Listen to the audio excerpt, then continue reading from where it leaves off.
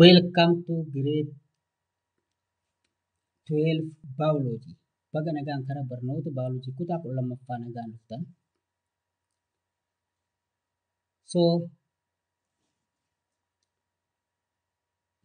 Leesonii teenya barnoota keenya irraa osoo hin jalqabin dura subscribe, like, share, comment gochuu akka hin daganne.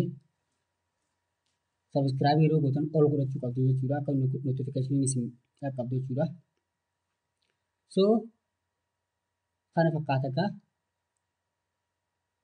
cover page jechuudha. Kan kitaaba biology kutaa 12ffaa gartee haaroon jechuudha.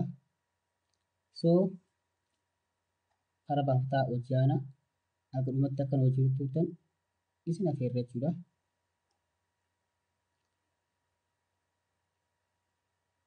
Okay.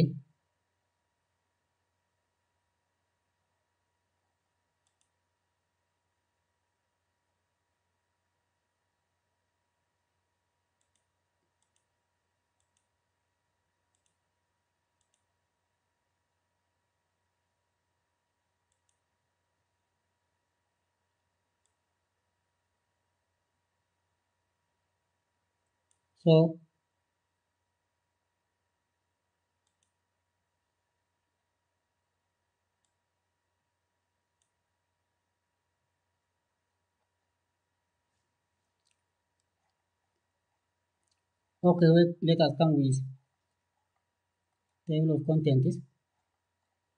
So this is the logo of your textbook. Kana logo kitaaba haaraa jechuudha.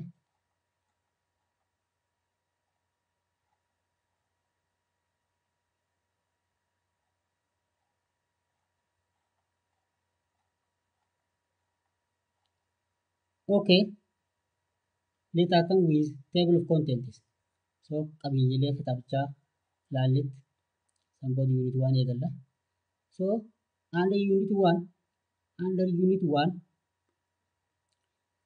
we try to discuss with application of biology. So waa'ee boqonnaa tokko irratti waa'ee application of biology takka wajji ilaallu. So application of biology pointilee takka tokko 4 ijjilaa qabachuudha. Okay. Unit 2 concerning with microorganism. So boqonnaa lammaffaa waa'ee microorganismota wajji baranna jechuudha. Okay. Lesson 2 tun baay'ee fasiikaate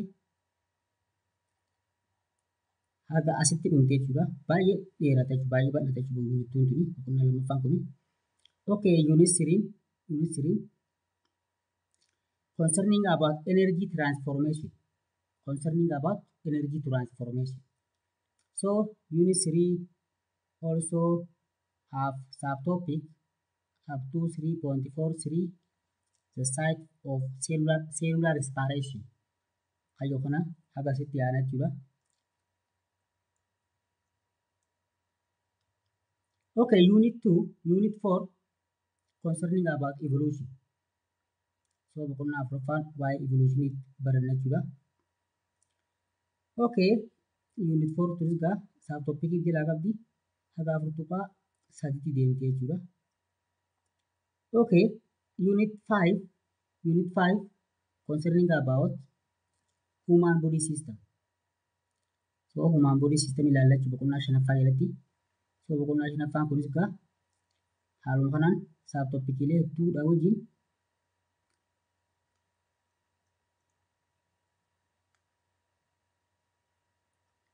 kan deemu ta'uu isaati. Boqonnaa 6ffaan immoo climatic change. Waa'ee climatic change itti kan barannu jechuudha. So boqonnaa 6ffaanis haga 6.3 kan deemu ta'uu isaati jechuudha. So let us start with the unit 1 concerning about application of biology. So boqonnaa tokkoffaan waa'ee application of biology jechuudha. Waa'ee application of biology jechuudha. Sektaroota biology keessatti apply ta'u jechuudha. So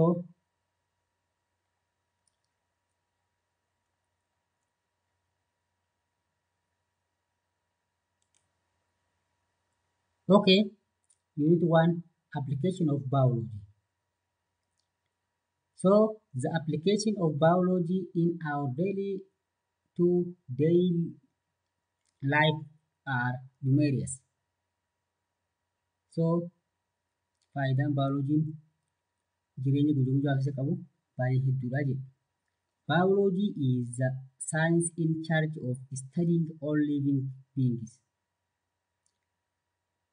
So, biology jechuun saayinsii waa'ee lubbu qabeeyyii qoratu jechuudha jedha. Qoratu jechuudha. So, it helps us to understand every living organisms from the smallest bacteria to the blue whale.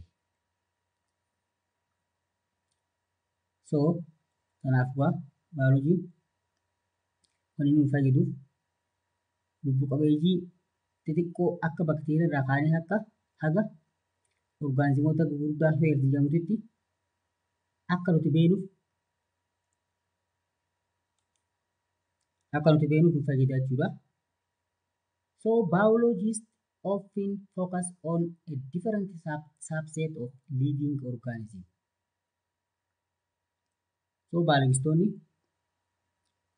wanni isaan irratti xiyyeeffatanii yaalii garaagaraa geessan lubbu qabeeyyii garaagaraati jechuudha.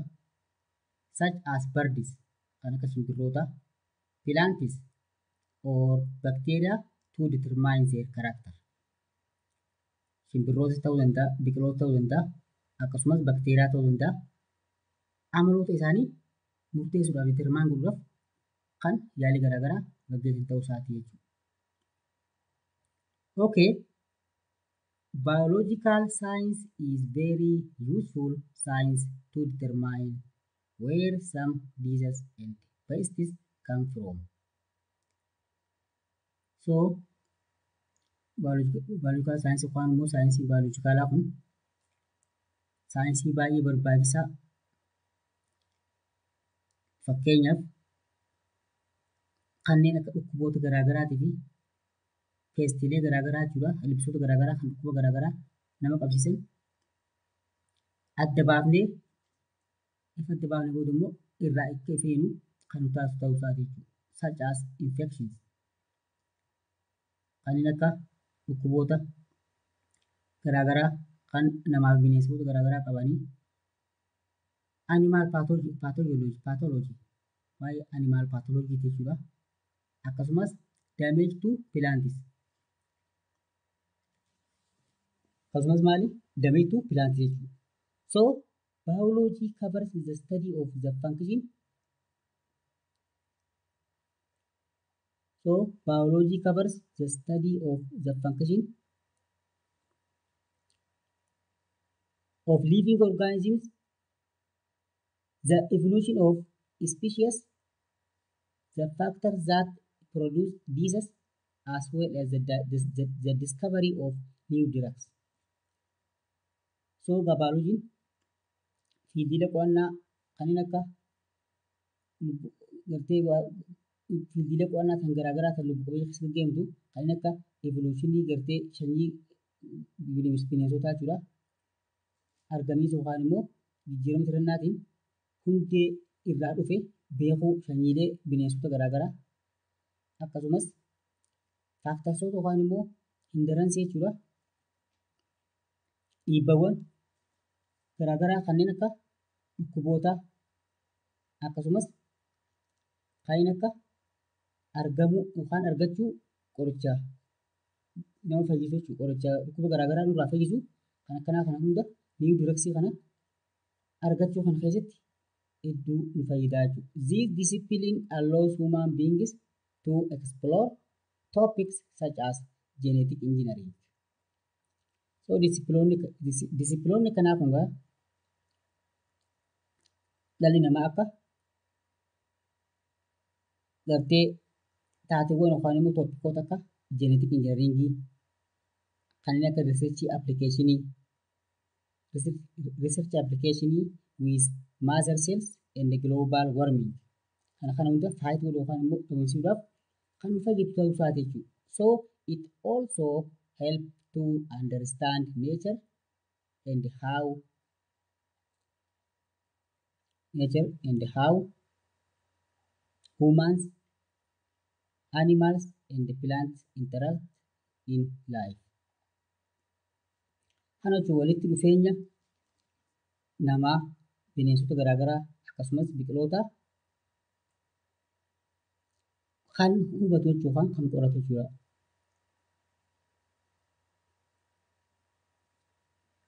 So biology offers a vision of how living things evolve. Biology ka mul'ata kan qaba akkamitti lubbu qabeeyyiin evolve yookaan immoo argamanii eessarraa kan eessa gan dameen isaanii hundeen isaanii eessa kan qoratu jechuudha jedhu. So understanding the rate of extinction and how a species depends on and it affects the habitat where it lives improves the effectiveness of the conservation efforts. Kana jechuun bioloojii nu kan kana jechuudha. Ta'in akka sanyiilee bineensotaa fi biqiloota taphatanii adda baafachuu akkasumas garee taateewwan garaagaraa ilbiisota garaagaraa fi bineensota garaagaraa kan naannoo habitaatii iddoolee keessa jiraatan miidhuu akka hin miine taasisuu jechuudha. Akkasumas gaafa walii galatti conservation effort yookaan immoo eegumsa kunuunsa naannoo eegumsa naannoodhaa cimsuu keessatti gahee guddaa taphatu isaati jechuudha biology. Okay, a practical application of biology with which most people are familiar is hand washing. Taateewwan gartee appilikeeshinoota bioloojiin dhala namaa barsiise keessaa kan dhalli namaa akka malitti waa'ee bioloojiidhaa beeku keessaa hand washing harka dhiqachuu yeroo nyaataa fi nyaata osoo nyaanne duraa fi shintimeetii yookaan tooleetii keessaa yeroo baane harka dhiqachuun kun aadaa bioloojiin dhala namaa qaraasee ta'uu isaati jechuudha. And also domestication and traditional fermentation. Kan akka domestication jechuudha. Bineensota garaagaraa nutti madaqee nuti jiraachuu jechuudha. Kan akka domestic animals kana jechuudha. Akkasumas traditional application jechuudha. Traditional application of fermentation jechuudha. Traditional biotechnology jechuudha karaa biraatiin. Kan hunda argannoolee bioloojiin dhala namaatiif gumaache jechuudha. So regular soap washing remove acquired microbes from the skin and help control the spread of infectious diseases. Kan jechuun maal jechuudha? Saamunaadhaan yeroo dhiqannu detergent kanaan yeroo dhiqannu maayikirooorgaanizimoota gogaa keenya keessatti yookaan immoo madaa keenya keessatti wal horansan waan dhabamsiisuuf akka dhukkubni daddarbaan namaa namatti yookaan qaamarraa qaamatti hin dabarre kan taasisu ta'uu isaati jechuudha. Okay, in addition, another application of biology is the set of instructions given to take all the pills of antibiotics in a recipe. Kana egaa tokko ammas gahee murteessaan bioloojiin dhala namaatiif gumaache piilsii jechuudha. Piilsii antibiyootiksiidhaa kan risaayipiitti naqan jechuudha. Kan firuutiilee garaagaratti naqan jechuudha. Then to broaden your understanding of this further, you will talk as a small everyday example of application of the science in the next topic. Qonna topic armaan kanatti jalatti kan laaltu ta'uu isaati jechuudha. 1.1 application in the conservation of natural resource. Gahee bioloojiin kunuunsa naannoo yookaan qabeenya uumamaa eeguu keessatti nu barsiisa jechuudha. Akka nuti eegnu taasisa jechuudha. So kiiboordisii egaa yeroo hundi kiiboordisii kana biroon kutuun qabdanii iddoo tokko qulfii furtuu leesanii tanaa ta'ee keessa jirachuudha. Leetaas natural resource qabeenya uumamaa jechuudha. Resource actual or potential supplied by nature.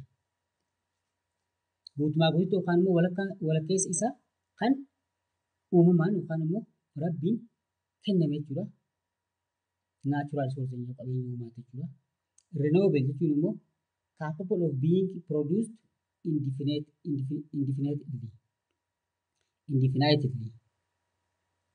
Maal jechuudha? Renewable irra deddeebiin kan haaromuu jechuudha. Kan haaromuu jechuudha kan hin dhumne jechuudha. Qabeenya uumamaa kan hin dhumne kan amma irra deebiin haaromuu danda'u jechuudha. It will not be used as there will always be more available. So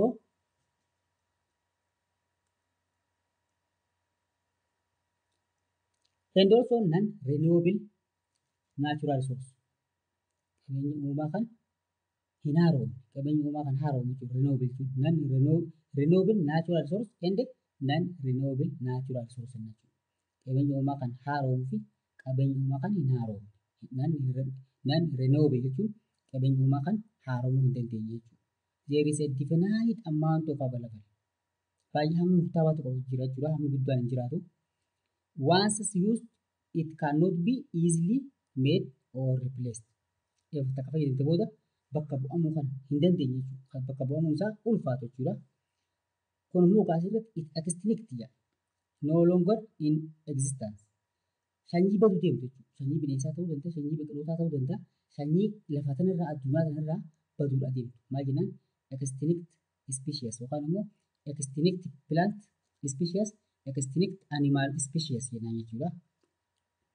Tan lafarraa baduu deemtu jechuudha. Guutumaa guutuutti addunyaa kanarraa sanyii bineensaa yeroo baduu deemu extinct jedha jechuudha. Conservation. The act of preserving or guarding or protecting natural resources. Kana jechuudha.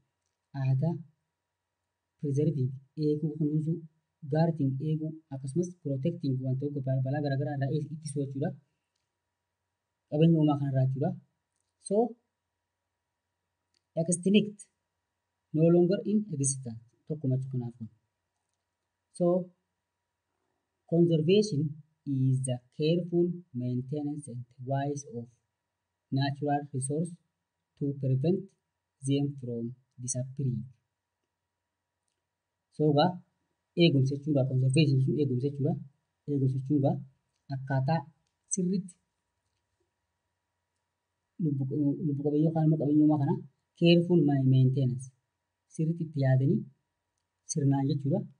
Eeguu akkasumas wise use of natural resource akkasumas qabeenya uumamaa osoo hin qisaasne xiqqoo tokkoon qusachaa kunuunsaa itti fayyadamu jechuudha. Kana godhuun maal nu fayyada?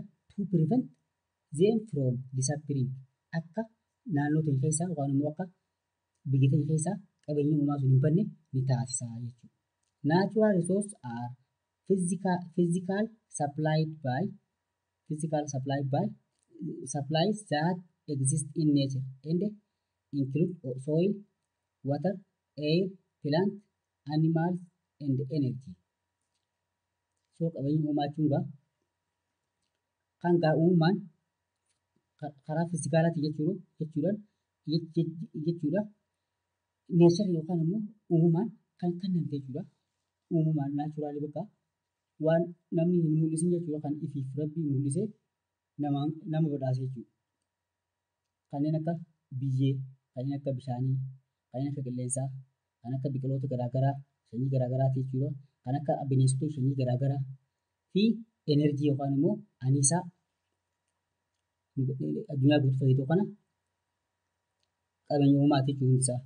Conservation biology is a mission-oriented science. A mission-oriented science that focuses on how to protect and restore biodiversity. Look, conservation biology yookaan immoo conservation biology kun kan mishinii isaa yookaan immoo mul'anni isaa ergamni isaa saayinsii maalitti fokus ta'u? Kan xiyyeeffannoo isaa jechuudha. How to protect and restore biodiversity. Akkamitti biodiversity ta'e akkamitti immoo yoo badillee restore goonee iddoo deebinee haaromsuu dandeenya. Kan yeroo itti xiyyeeffatu isaati. Akkasumas or the diversity of life on the earth. So adda addummaa sanyii biqiloota bineensotaa hedduu addunyaa kanarra jirtu diversity jennaan jechuudha. Biodiversity kan jedhamu kun jechuudha. So gosa lubbu qabeeyyii sanyii keessaa gosa garaagaraa yeroo naannoo tokko keessa jiraatu biodiversity jennaani. So diversityin lubbu qabeeyyii addunyaa gubbaa akka inni baay'atu akka inni sanyii gosa garaagaraa wal keessa makamee heddummaatee baay'atu taasisu jechuu isaatii jechuudha. And also Ethiopia has many natural resources. Itoophiyaan akkuma beekamu qabeenya uumamaa baay'ee qabdi jechuudha. Such as gold kan akka warqiidha, platinum kan akka platinumii, kan akka potaashiidha, kan akka limestone, kan akka natural gaasii, akkasumas kan akka coal dhagaa cilee jechuudha. So in addition to lakes, volcanic ocean and waterfalls, kan akka laggeen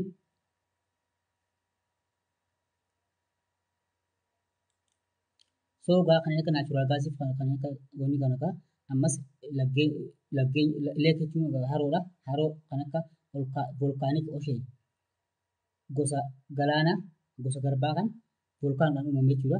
And waterfalls bishaan gaararraa gadoo dhangala'u jechuudha. Lafatti jechuudha lafa boollatti jechuudha. Kun hundi kanneen qabeenya uumamaa jechuudha. So timber many different crop plant coffee plantation kan hundi gosoota natural resources jechuudha.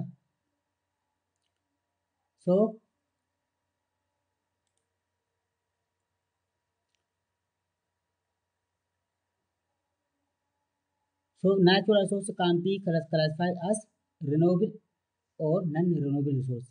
So walitti dubbanna kana qabeenya uumamaa kan baduu fi baduu hin dandeenye jedhamee bakka lama qoodame jechuudha. So yeroo biraa sagantaa wal fakkaatuun agarsiis deemnutti nagaatti oolaa nagaatti jiraadhaa. Kanaafuu nuuf ga'a jechuudha.